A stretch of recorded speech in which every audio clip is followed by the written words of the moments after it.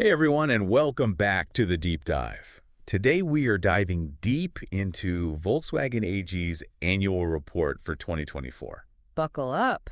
I know. Annual reports sound about as exciting as watching paint dry, but stick with us because this one is actually juicy.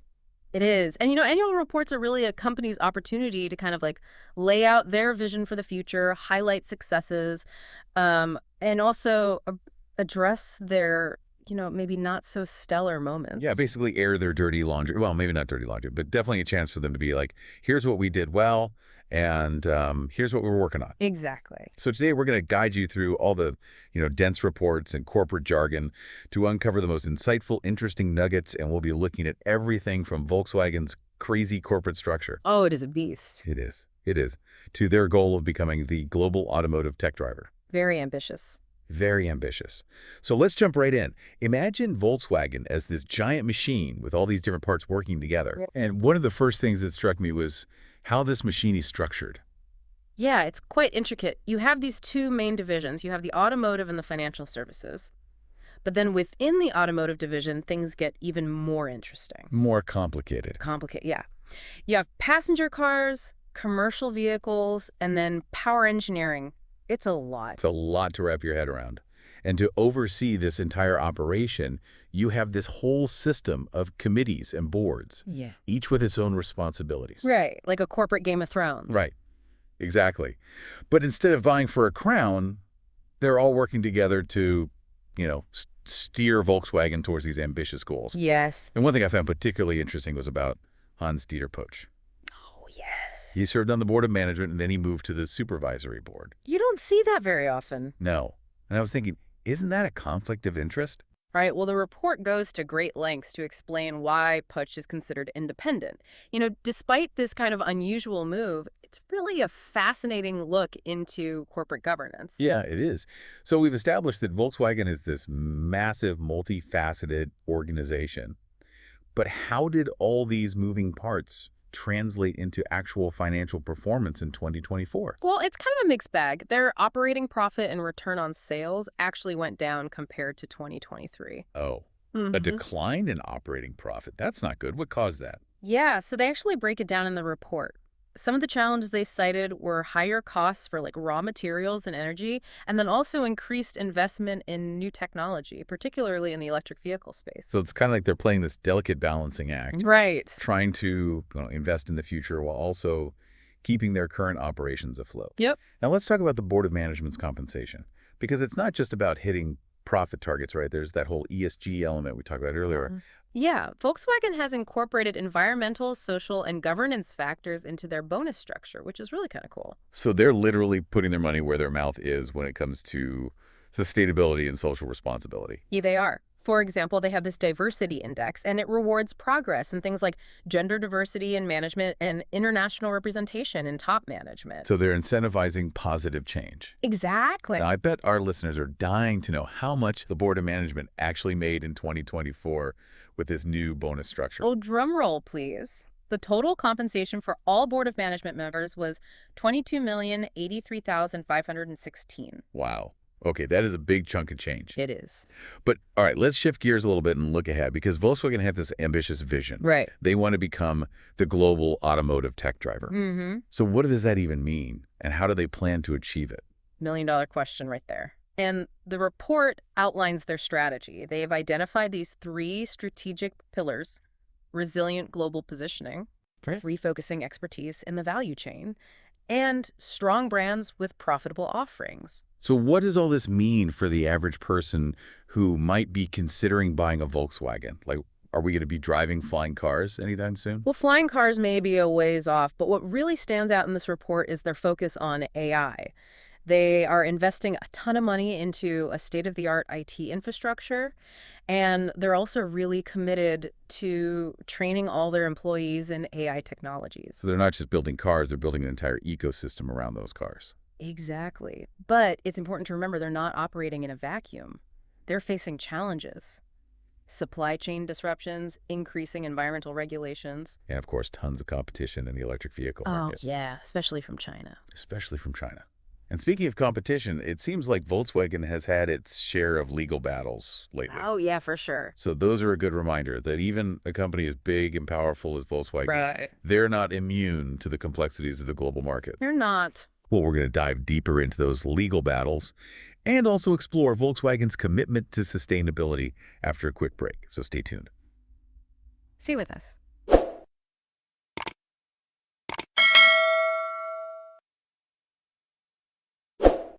Welcome back to the Deep Dive.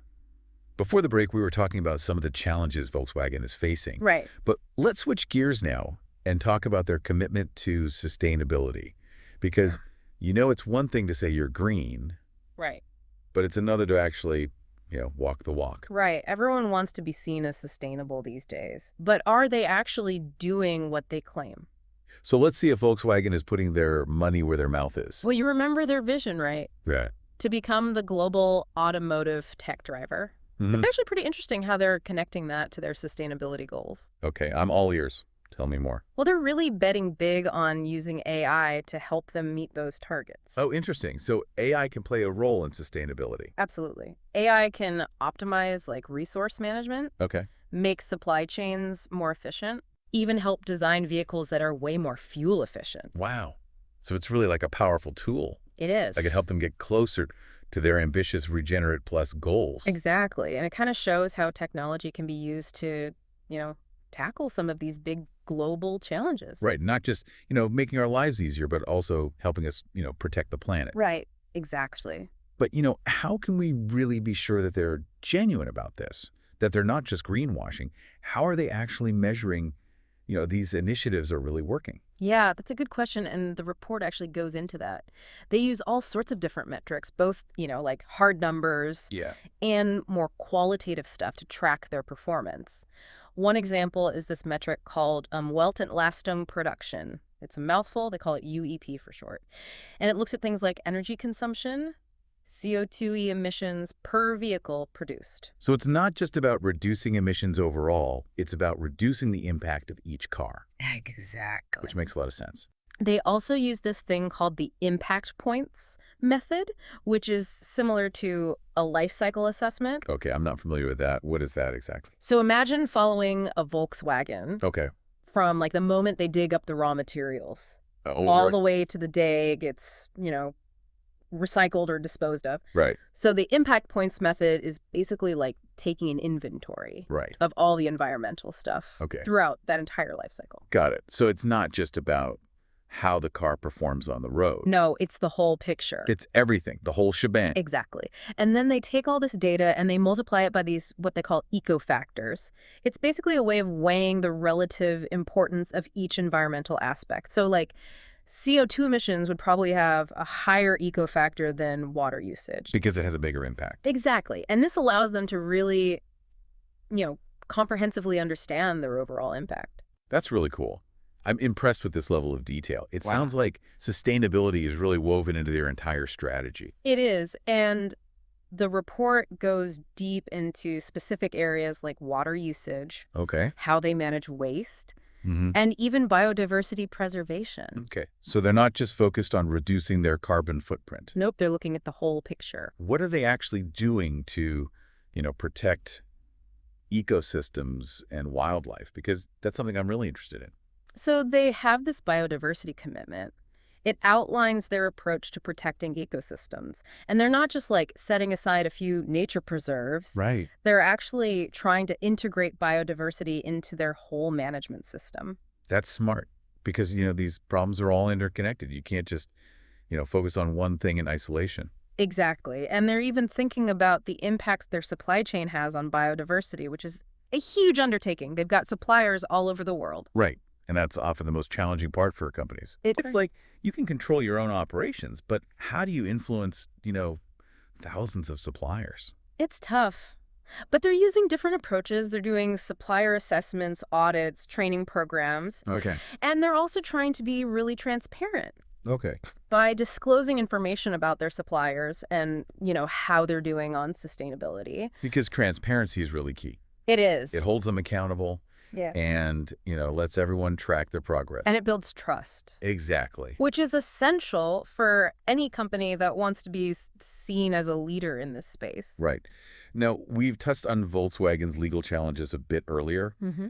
and I know our listeners are probably curious to hear more about what's going on there. So let's dive into some of those specifics. All right. One case that really caught my attention was the situation in Brazil.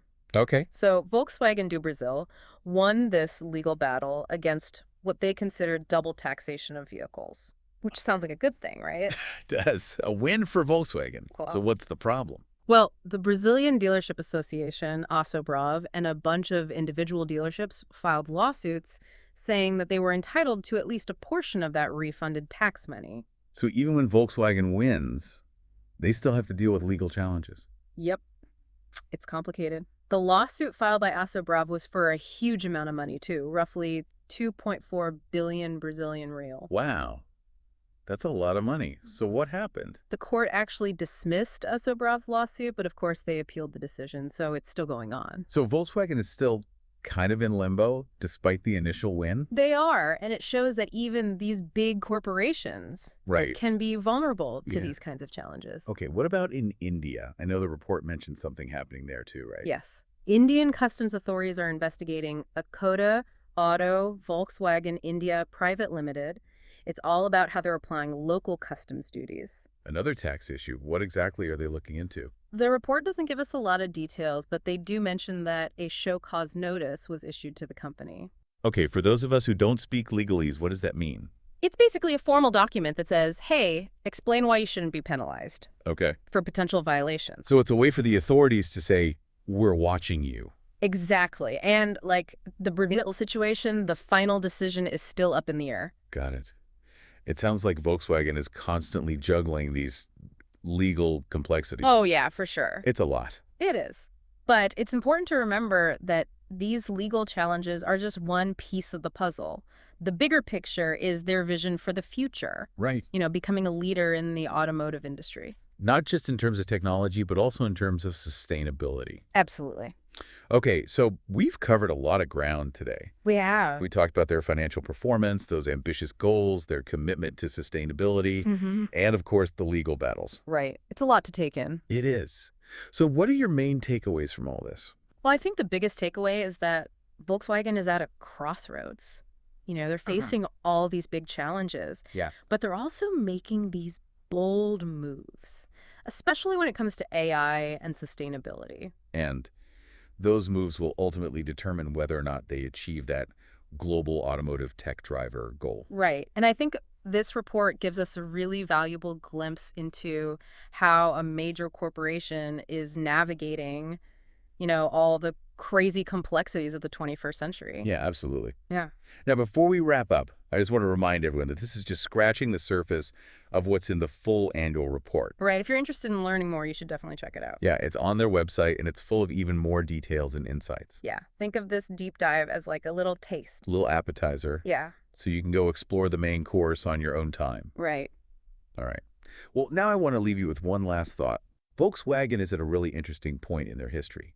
They're embracing innovation, pushing boundaries, but they're also having to deal with some serious challenges. It's like a microcosm of what's happening in the entire industry. Right, and the world in general. Exactly. It's a story of ambition, resilience, Right. and constantly needing to adapt. Absolutely. And as we've seen, the story's not over yet. Nope. Who knows what's next for Volkswagen? It'll be interesting to see how it all plays out. But it's going to be fascinating to watch. For sure. And as you watch, remember what we talked about today. You've got this deeper understanding now of what's really going on. And that's valuable, so use it wisely. Absolutely. All right, until next time, See you then. keep exploring, keep learning, and keep diving deep.